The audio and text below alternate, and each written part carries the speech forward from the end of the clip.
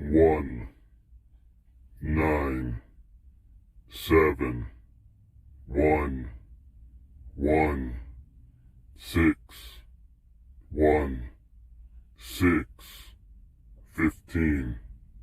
First and foremost, my heart goes out to all victims in Maine. Secondly, is it possible that perhaps the man snapped because of his hearing aids? Hear me out. He didn't have this issue before he had hearing aids. He claimed to have started hearing voices after he got his hearing aids. No, I am not saying the hearing aids were modified to include a Bluetooth receiver, allowing people to make him hear voices. But I am not discounting that idea either. Katani added, especially after I heard that the Democratic leader wanted to ban firearms after this event, a Democrat who had historically opposed gun control until now. Convenient A. Gadolni E. What I am saying is, a hearing aid is an electronic device. It creates an EM field. What if the EMF of the hearing aids combined, on both sides of his head, i.e., brain, were causing him to hear voices? If they were cochlear implants, and not just hearing aids, that means the devices were directly interacting with his brain. Is it possible that something may have caused an issue? Side note. Why is it that Maine, a blue state that has up until now opposed the ban, all of a sudden with elections right around the corner, gets hit by this sort of attack? Yes, resulting in them now wanting a ban on assault-style weapons. This is where my conspiracy theorist comes out. Is it not possible that this was planned and staged in order to push an agenda? Even if what you say is true, that does not change the fact he still had access to these force multipliers. It also does not change the fact he used those devices in a terrible way. He should have had his family seize those items and keep them away until he could either fix his issue or find a way to control it. If the voices were really from his hearing aids and they were extracorporeal, he could have just taken them out. That would have potentially solved the issue. I will admit, however, if they were cochlear implants, he could not just rip those out. Even still, he should have secured those items. I'm not normally for conspiracy theories, but I do find it hard to believe that a well-taught and very experienced army reservist would so willingly betray his countrymen. This man reportedly had no schizophrenic issues at any point in his life. That is, until he received hearing aids. Bit odd, eh? Would a paranoid schizophrenic make it past MEPS? Nah. Would they have remained in the military for a full tow? No. This man did everything right. He even went voluntarily to a mental institution to try and seek help. It didn't help. He was there for 2 weeks. So, what changed? Not him, surely. Unless some other dodgy shite happened to him there. What did change, before he went to get help, is that he was fitted with hearing aids. A man who never heard voices before, randomly starts hearing voices after getting hearing aids. And those voices he never had, start telling him to kill people. This, with election year right around the corner. Maine has defied the Democratic Party's unconstitutional agenda for years. All of a sudden, there is a mass event in their state right before election season, causing Maine to be swayed. Don't you find it a bit convenient? Now is not the time to kowtow to the dictators in office. Now is the time to resist, to double down. What better subject for an unwilling agent indoctrination than a man who has escape and evasion training, a firearm instructor, a reservist, and top marksman of his class? All of these can be used to control a people. Put fear into their eyes and hearts. You will never know where he is. Or where he will strike next. Lockdown, lockdown, lockdown. If the hearing aids were cochlear implantations, not just portable digital hearing aids, you know what that means. He can't just rip them out. I bet, if he could take those hearing aids out, the voices would go away too. Think about it, and remember. The only people that ever wanted to disarm their subjects were the ones who planned on absolute, dictatorial, murderous rule. Russia, millions dead. China, millions dead, etc. What side of history are you on? The people's, or the dictators? Whether this is actually true or just another crackpot theory is irrelevant. Think of those who lost their lives, think of the family members they left behind. Those weapons should have been locked down, A firearms safety instructor would have known that. A soldier would have known that. While I understand your concern for about America following in the footsteps of horrifying regimes in the past, the family at the least should have taken the weapons.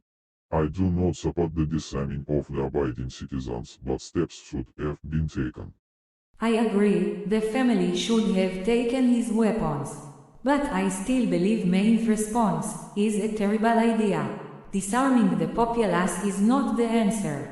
If you really want change, make America what it was in the 40s and 50s. A time when a Japanese general was afraid to attack because there would be a rifle behind every blade of grass. There were rifle teams in high schools. Not rifles, real rifles. People had rifles in their trucks, brought them to school, and there were no mass events then. What changed? If you truly, seriously, want to put a stop to the violence in this country, specifically pertaining to firearms violence, then you need to reinstate that culture. That discipline, military elitism which claims civilians should not learn things like shoot and maneuver, cover and concealment, escape and evasion, or any other military doctrine we learned in basic needs to stop. In the off chance of a foreign military invading America, which would you prefer? A well-armed, trained, and disciplined militia of citizens defending their home and families. People who are able to replenish, assist, and bolster the ranks of the warriors fighting to defend it. Or perhaps put up a cohesive, organized defense until the active warriors arrive. Or Stein, a bunch of people terrified to even hold a weapon, let alone use it. Mass shooters tend to go to gun-free zones for a reason. They know there is no one there to fight back. Easy pickings, fish in a barrel. If America was armed and disciplined the way they were in the 40s and 50s, I believe mass events would drop. Since more of these people would be stopped pretty quick. Hard to hurt many people, if those people, united, drop you faster than you can get to or more. What you just described is almost exactly what it seems the founders meant by a well-regulated militia. Cheers, big ears. Cute. It seems no matter what you will not let go of this conspiracy. I do not think it was staged. I do not think it was planned. I can see why you two think this, but unfortunately we cannot take your theory seriously. Even if it were true, there is no way the government would allow that truth to be revealed. Let us use Occam's razor here. Is it more likely that 1. The American government took advantage of this man's hearing loss and clandestinely installed hearing aids with some form of receiver hardware that allowed them to make him hear voices, driving him mad and forcing him to eventually burn a spray? Or perhaps 2. This man simply had latent, undiagnosed schizophrenia, snapped, and due to lax security measure was able to destroy the lives of 18 people and their families. The government wouldn't allow this truth to be revealed, mate. Say it ain't so. Listen up, this was the last bit of coverage I heard about this. He committed suicide. No trial. No way to see if the hearing aid and or cochlear implants were the cause. Here it is again, mate. A word I bet you tire of hearing. Convenient. He did his job. He was no longer useful and became a liability. Had he gone to trial, it may have been discovered there was foul play involved. But as you said, the government wouldn't allow that. So he was taken care of. Ina, it is just like he said. The government couldn't allow the truth to be revealed. I was just playing with the conspiracy idea and only half serious. Now, I am worried it is more than that. Coincidence.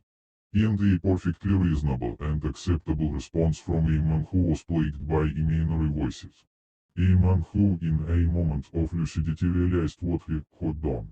And what damage he did to the culture he sort of, potentially even realizing the ramifications of what he had done. In death, especially of a man seeking help unanswered. Easy said. And unfortunate one. Let us hope that people remember him for who he was before his schizophrenic episode, before he snapped.